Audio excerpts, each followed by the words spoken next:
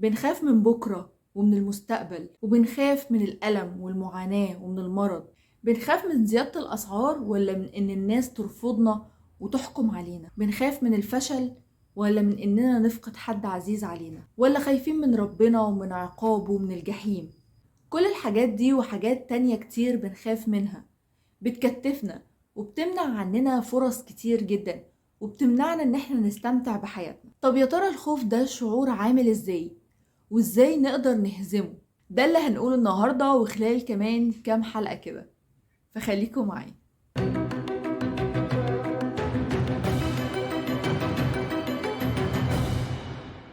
معاكم كريستينا أسامة، وانتم بتتابعوني على قناة نكشة أفكار، واحنا بنتكلم من كذا حلقة عن المشاعر اللي موجودة في سلم الوعي، وازاي نقدر نعلي طاقتنا باننا نخرج من المشاعر اللي طاقتها منخفضة زي اللامبالاة والحزن والاكتئاب والخوف لمستويات تانية أعلى، لمشاعر أعلى زي الفرح والسلام. وقبل ما نبتدي ما تنساش تعمل اشتراك في القناة، وكمان ما تنساش اللايك والشير لو عجبك المحتوى.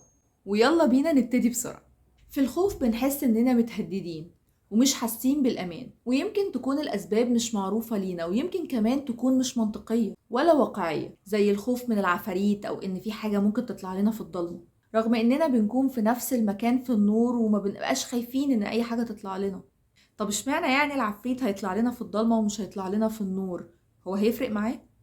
الخوف بيخلينا نؤمن بالخرافات ونشك في أي حد حوالينا، ونحس إن إحنا متحصرين ومتكتفين. خوف الزيادة ممكن يشل صاحبه، يخليه شايف الخطر قدامه لكن عاجز، مش قادر يتحرك ولا ينقذ نفسه ولا حتى اللي حواليه. وعلى فكرة، الخوف في حد ذاته شعور طبيعي ومفيد لو كان في المعدل الطبيعي بتاعه، لأنه بيخلي الإنسان مستعد إنه يواجه الموقف ويتفاعل معاه، وبيخلي كمان الإنسان يطور من أدائه ويحقق إنجاز أكبر من الشخص اللي مش بيخاف أبدا، لأنه معنى إنه ما عندوش المعدل الطبيعي من الخوف إنه أصلا مش مهتم بالموضوع. لكن المشكلة بتظهر لما بيكون معدل الخوف أعلى من الطبيعي، لدرجة إنه بدأ يأثر على أداء الشخص في حياته وعلى سلوكياته. في الحالة دي لازم الإنسان يتعلم إزاي يقدر يدير الخوف بتاعه ده، وإزاي يقدر يتحكم فيه عشان يقلل من تأثيره على حياته وتصرفاته. لما نوقف خوفنا من الخوف نفسه هنكتشف إنه مجرد شعور نقدر نتحمله ونستفيد منه كمان بدرجة أكبر من قدرتنا على تحمل الحزن والكآبة، ودي مشاعر اتكلمنا فيهم الحلقة اللي فاتت. وده لأن الخوف طاقته أعلى من الحزن. الخوف على الأقل بيخليك تتحرك وتنجز، وده طبعا أحسن من شعور العجز اللي بيجي مع الحزن والكآبة. وبيكون في شعور تاني مستخبي ورا مشاعر الخوف، وهو شعور الغضب. احنا بنكون غضبانين ومتضايقين من الحاجة اللي احنا خايفين منها لأنها أقوى مننا، حاسين إن احنا ضعاف وعاجزين قدامها، وإنها قادرة تهزمنا وإحنا مش قادرين نواجهها. عشان كده أول ما بنتحرر من مشاعر الخوف بنبدأ نعلى في المقياس وناخد الشعور اللي أعلى منه، وهو شعور الغضب اللي كان مستخبي ساعة ما كنا خايفين. وده شيء طبيعي جدا. ولما بنعدي مشاعر الخوف والغضب بنبدأ نعلى في المقياس أكتر ونحس مشاعر الشجاعة، وبعديها بنبقى فخورين بنفسنا، وده طاقته أعلى كمان. نحس بالفخر بنفسنا إن احنا إزاي قدرنا نقف قدام الخوف أو الحاجة اللي احنا خايفين منها وقدرنا نهزمها وكنا أقوياء. فنبدأ نحس بالفخر بنفسنا وإن احنا مبسوطين جدا من نفسنا. ولما بتتكرر العملية دي أكتر من مرة، إن احنا نكون خايفين من الحاجة بعد كده غضبانين عليها ازاي احنا ضعاف وهي قوية بالشكل ده علينا، بعد كده نبقى شجعان ونقدر نهزمها، فنحس بالفخر بنفسنا إن احنا كنا أقوياء وقدرنا نواجه. من هنا ومن العملية دي كل ما بتتكرر بنبدأ نكتسب الثقة في النفس. مشكلة الخوف إن هو عكس الحزن. الحزن بيبتدي كبير وبيصغر مع الوقت، أما الخوف بيبقى في جانب واحد من حياتنا أو خايفة من حاجة واحدة معينة، وبعد كده يبتدي ينتشر ويتوسع لغاية لما يبقى مالي حياتنا كلها وفي كل جوانب حياتنا، ويبدأ بعد كده يحد من نشاطاتي، وبعد كده يوصل بيا للعجز التاني. الخوف منتشر في حياتنا، وكل الناس بتحاول تعمل وسائل دفاعية عشان تقدر تتغلب على المخاوف بتاعتها، وده طبعا بيستهلك طاقتها. زي مثلا بخاف من الضلمة، خلاص هنام في النور. بعد كده اتفرجت على فيلم رعب، خلاص هبقى اغطي رجلي بالبطانية بالليل عشان العفريت ما يقدرش ياكل رجلي وانا نايم. مش عارفة ايه الحكمة من كده بجد، يعني هو العفريت مش هيعرف يشيل الغطا وياكل رجلي من تحت الغطا ولا ايه؟ عندي رهاب اجتماعي، خلاص انا مش هتواجد في مكان مليان ناس بعد كده. وساعات كتير الوسائل الدفاعية دي ما بتكونش منطقية اصلا ومش بتنفع وبتفشل في اغلب الاحوال، يعني بتستنفذ مننا طاقة وخلاص. ولما بنفشل بالوسائل الدفاعية دي ان احنا نحل مشاكل خوفنا ده، بيبدأ الخوف يتسرب من الوعي للاوعي على هيئة بقى نوبات قلق ورهاب وفوبيا. ويمكن الشخص ما يكونش واعي انه خايف اصلا، ولا ايه هي الاعراض اللي بتحصل له، بيعتبرها حاجة عادية يعني، زي مثلا انه يبقى عنده زيادة في ضربات القلب او سرعة في التنفس، ضيق في الصدر، كمان بيبدأ يعرق او يحس ببرودة او حرارة شديدة في جسمه. وساعات كتير مش بيبقى حاسس ان دي اعراض للخوف، بيبقى حاسس انها حاجة عادية بتحصل عادي.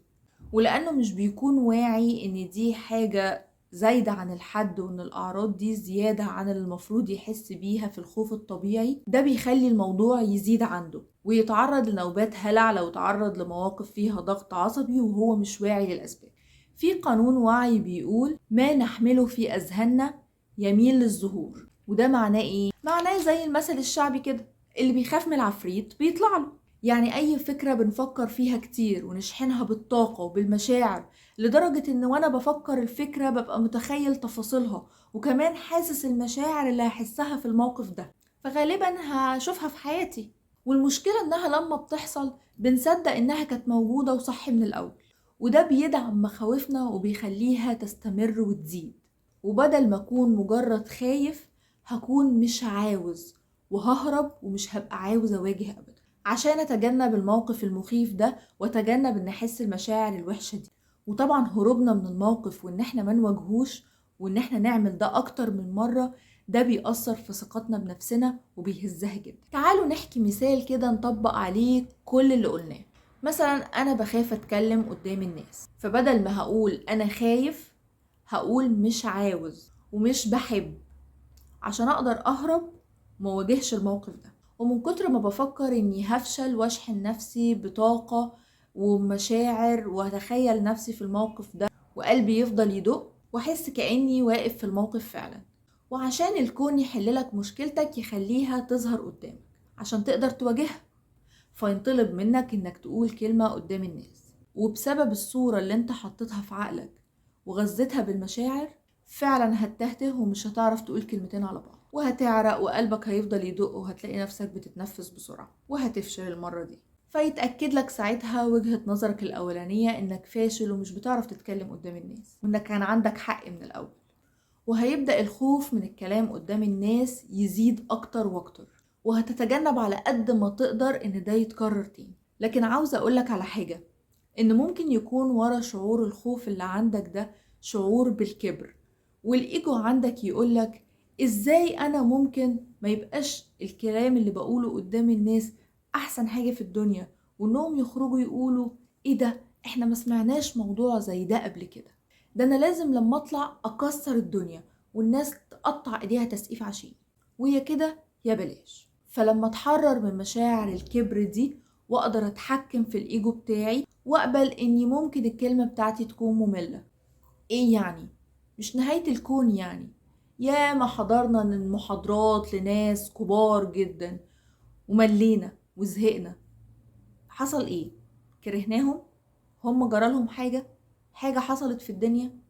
فممكن وانا بقول الكلمة بتاعتي اخد الموضوع ببساطة واكون مرح وابدأ اهزر واتريق على الحاجة اللي مخوفاني، زي مثلا اقول للناس انا عارف ان انتوا اكيد زهقتوا، ما تقلقوش، اول ما اخلص هعزمكم كلكم على حباية للصداع. فهيضحكوا، وده هيقلل التوتر والخوف اللي جوايا، وهحب الناس اللي انا بتكلم قدامهم وهم كمان هيحبونا لاننا قادرين نعمل حاجة هم اكيد خايفين منها برضو. ولما تخلص الكلمة بتاعتك هتحس بشعور فرح عمرك ما حسيت زيه قبل كده، لانك كنت شجاع وقدرت تهزم خوفك وقبلت تواجه، وده هيخليك فخور بنفسك جدا وتبدأ تطور منها. وبدل ما تكون كنت كاتب الكلمة وبتقول من ورقة، هتبدأ تقول ارتجالي كده قدام الناس وزي ما تيجي تيجي، ومن هنا بيجي تقدير الذات والثقة في النفس. وفي فوائد كتير قوي هتعود علينا لما نحرر نفسنا من سجن الخوف اللي كان موقفنا ومكتفنا ومضيع مننا فرص كتير قوي في الحياة. وزي ما الخوف بيقدر يتوسع في حياتنا، النجاح كمان عنده القدرة دي، وهيكون موجود في جوانب كتيرة من حياتنا، وده هيعلي ثقتنا في نفسنا وهيخلينا أحرار أكتر وسعداء أكتر. ومن هنا بيجي السلام الداخلي. لو عجبتك الحلقة ما تنساش اللايك والشير، ومستنية أعرف آرائكم وتعليقاتكم، ياريت تكتبوها لي تحت في الكومنت. وشكرا.